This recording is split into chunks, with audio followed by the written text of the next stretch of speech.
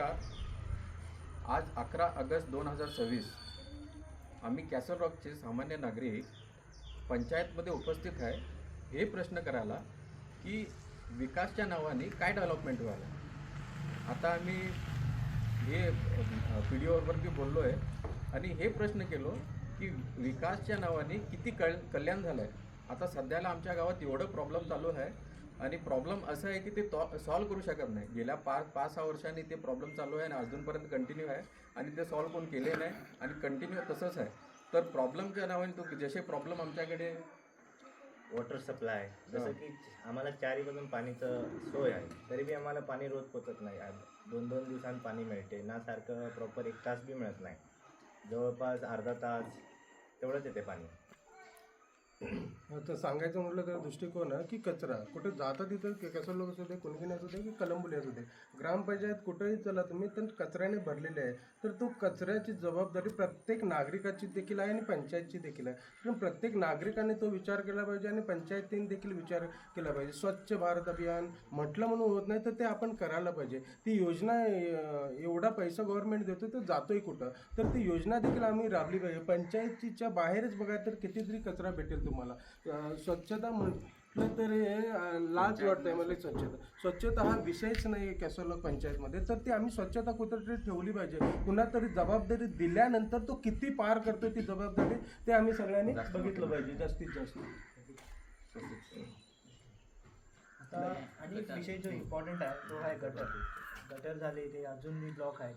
पाणी जे असं आहे की बाहेर जाते, लोकांच्या घरात पोचायला पाणी. ते पाणी काही क्लीन नाही. उद्या काय झालं पोरांना नाही तर घरातल्या आणला तर खूप प्रॉब्लेम होणार. आणि जसं तुम्ही रस्त्याचं बघितला, रस्ते कम्प्लिटली डॅमेज आहे. उद्या पडलं कुणाला काय झालं, हॉस्पिटल पण सीन तसंच आहे. आता आम्ही हात घातलो याच्यात, पण बघू कसं होते. तुमचा जो सपोर्ट आहे आम्हाला खूप इम्पॉर्टंट आहे. नमस्कार. मी कर्नाटक दलित संघर्ष समितीचा जिल्हा पंचायत कमिटीचा जिल्हा पंचायत कार्यदर्शी खजिनदार निवारण कांबळे. तर आज केसोलामध्ये पंचायतीमध्ये बऱ्याचशा समस्या येत आहेत. ऑफिसरला विचारलं, पी.डी.ओला विचारलं तर पी.डी.ओकडचं फंड नाही. तर पंचायतीमध्ये फंड नसतात तर गावाची अभिवृद्धी कशी होणार. सध्याची परिस्थिती आम्ही तपास करत आहे की पंचायतीसमोरच घाण आहे तर गावाची घाण कोण काढणार. हे पंचायत डेव्हलपमेंट ऑफिसरने केलं पाहिजे. तर पंचायत डेव्हलपमेंट ऑफिसर इथं हजर नाहीत. आता आजारी आहेत ते फोन करून सतत आजारी असणार तर आम्ही आजारी आहेत, ते गावचे लोक आजारी आहेत, त्याला कोण जबाबदार आहे. तर ह्या सगळ्या समस्यावरती उच्च अधिकाऱ्यांनी दक्षता घ्यायला पाहिजे. आणि त्वरित ही आम्हाला जी अभिवृद्धी आहे गटार आणि पाण्याची सोय, कोणाला पाणी मिळत नाही, दूषित पाणी येते. पाण्याला कितीतरी आता टाकीवरती कितीतरी कोटी खर्च झालेला आहे. ते आम्हाला हे आमच्या आता मुलांना त्या पंचायत ऑफिसरांनी स्टाफने हे सांगितलं पाहिजेत, त्यांना बोलवलं पाहिजेत की एवढे पैसे आलेले आहेत, कुठं काम करूया हे लागलं पाहिजे. हे तर पंचायतीमध्ये आम्हाला काही सांगत नाही. त्याच्यावरती उच्च अधिकाऱ्यांनी डी.सी. ऑफिस, तहसीलदार, ए.ओ. ऑफिस ह्या सर्व ऑफिसरांनी ही दक्षता घेऊन ही आमची समस्या दूर केली पाहिजे. धन्यवाद. तसं बघितलं तर गावामध्ये इलेक्ट्रिकसाठी सुद्धा खूप प्रॉब्लेम येतो. पावसामध्ये तर सर्वांना माहीत आहे केसोलच्या वातावरणामध्ये कसा पाऊस आणि झाडं ह्याच्यामुळे खूप प्रॉब्लेम्स तयार होतात. त्यापैकी त्यांच्यासाठी पण पंचायतने रिक्वेस्ट करून की इलेक्ट्रिसिटीवाल्यांना कळवायला पाहिजे की ही प्रॉब्लेम व्हायचं नाही म्हणून त्वरित त्याच्यावरती पण चांगलं लक्ष ठेवून त्याच्यावरती सुधारणा आणावी असं मला पण वाटते. गेल्या वर्षी तसंच गोष्ट सांगतो, वर्ष झालं त्या गोष्टीला. आमचं इथं लक्ष्मीवाड्यावरती एक कमान आहे जी मंदिराकडे जाण्यासाठी. त्या कमानीकडे रोज खांब्यावरची जी लाईट असते, स्ट्रीट लाईट म्हणतात, त्या स्ट्रीट लाईटचं कनेक्शन द्यायचं ह्याला फक्त 2 वायऱ्या अशा जॉईंट करून लावायचं कनेक्शन केलेलं. त्यामुळे त्या ह्याच्यातच एक वायर कट होऊन एक ॲक्सिडेंट असं म्हणतात, ते अपघात झाण्याची गोष्ट झालेली तिकडे. त्या ह्याच्यात आमचं एक जनावर वाड्यावरचं 2 ते वायर खालती पाण्यात पडलेलं, तिकडं शॉक लागून 2 जनावरं हे झाले. ते त्या जागेवरती जनावरच म्हणून चांगलं आहे. त्या जागेवर जर कोण माणूस जर त्या जागेवरती हे जाऊन गेलेला त्यावरती पण कोण जबाबदारी घेत असते. हे आम्ही पंचायतीला रिक्वेस्ट करतो. तसा रिक्वेस्ट आम्हाला कंप्लेंट करायला पण आम्ही मोठे पोलीस स्टेशन वगैरे बघू शकतो, नाही असं नाही. पण त्याच्या पहिली पंचायत आमच्याकडे आहे म्हणजे आम्ही त्यांच्याकडे जास्त हे करणार. तर पंचायतने त्याच्यावरती दुर्लक्ष करू नये आणि चांगला त्याच्यावरती काहीतरी विचार करून हे करावे. ह्या वेळेला पण तसंच झालं, गेल्या वर्षी तसा.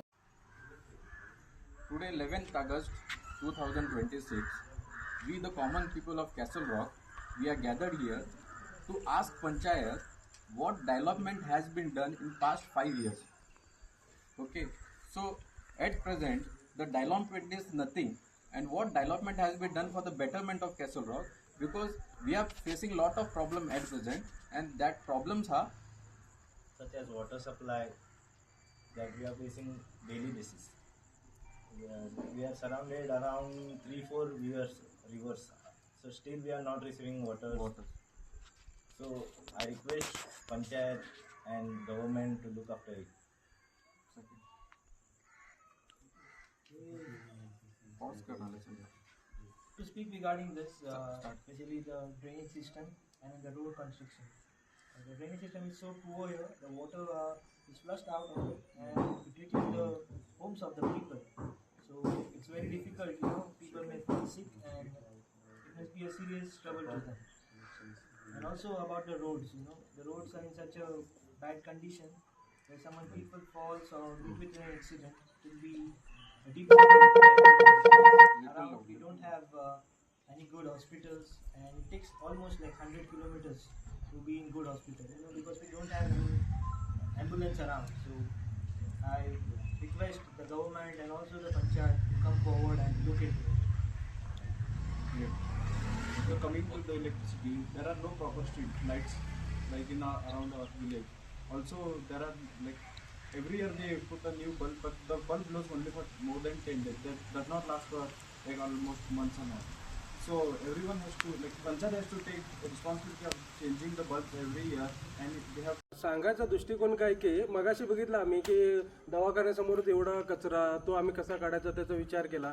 त्याच्यानंतर विषय असा की डॉक्टर आमचे आहेत तिथं आलेले आहेत, पण सध्या असं सांगतात की कुठला पेशंट आला आहे तर नाही डॉक्टर मिटिंगला गेलेत किंवा कोणी स्टाफ नाही आहे. तर डॉक्टरला मिटिंगला गेल्यानंतर देखील इथं कोणतरी असायला पाहिजे. त्यासाठी आम्ही इथं डॉक्टरला भेटायला आलेलो, पण डॉक्टर काही नाही तिथं. त्यांच्यानंतर त्यांना अक्रम आणि सगळ्या टीमने आम्ही मिळून की डॉक्टरबरोबर फोनवर बोललो की असं असं परिस्थिती आहे, तुमच्याकडे मेडिसिन कुठली उपलब्ध नाही आहेत किंवा डॉक्टर अवेलेबल नाही आहे, तर तुम्ही त्या दृष्टीने काय करू शकता.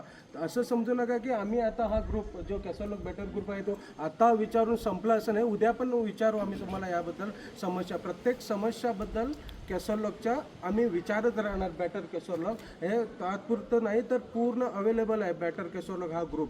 त्यासाठी कुठली जरी समस्या तुमच्याकडे मनात असेल किंवा तुमच्याकडून आमच्याकडे आली तर चांगलं होईल. आता आम्ही ही समस्या घेऊन दवाखान्याची समस्या घेऊन इथं आलेलो, आणि काही समस्या असेल तर तुम्ही बॅटर कॅसल लॉकला कळू शकता. आज आम्ही डॉक्टरला आणि स्टाफला वॉर्निंग आणि रिक्वेस्ट पण केलो आहे की तुम्ही इथं अवेलेबल नाही, मेडिसिन पण नाही आहे. ओके, तर हे इन फ्युचर असं कंटिन्यू राहिलं तर आम्ही काय तर ॲक्शन घेणार. तर डॉक्टरने आम्हाला हे आश्वासन दिलं आहे की आम्ही नंतर काय म्हणजे पुढं असं काय कंप्लेंट येणार पण नाही, आणि 1 महिना तुम्हाला एक त्रास होणार, त्यांचं काय तर एक्झाम आहे म्हणे, तर 30 तारखेच्या नंतर तुम्हाला काय प्रॉब्लेम होणार नाही म्हणून सांगितलेत. आणि दुसऱ्या डॉक्टरला त्यांनी अपॉइंट केले तिथं आणि ते मॅनेज करणार म्हणून सांगितलेत. सो इन सपोज हे असंच कंटिन्यू राहिलं तर आम्ही ॲक्शन घेणार म्हणून सांगितलं आहे आणि ते करणार पण आहे. त्याच्यात तुमचा बी सहभाग राहून दे आणि तुम्ही बी आम्हाला जॉईन करा. असं नाही की आम्ही चौघच बोलणार आणि 10 जाऊन बोलणार म्हणून होणार नाही. त्याच्यापुढे आणि लई लोक बोलले तर मेजर इश्यू होणार. असं नाही की आम्हालाच प्रॉब्लेम नाही, सगळ्यांना प्रॉब्लेम आहे. उद्या तुमच्या घरात बी प्रॉब्लेम होऊ शकते आणि आमच्या घरात बी प्रॉब्लेम.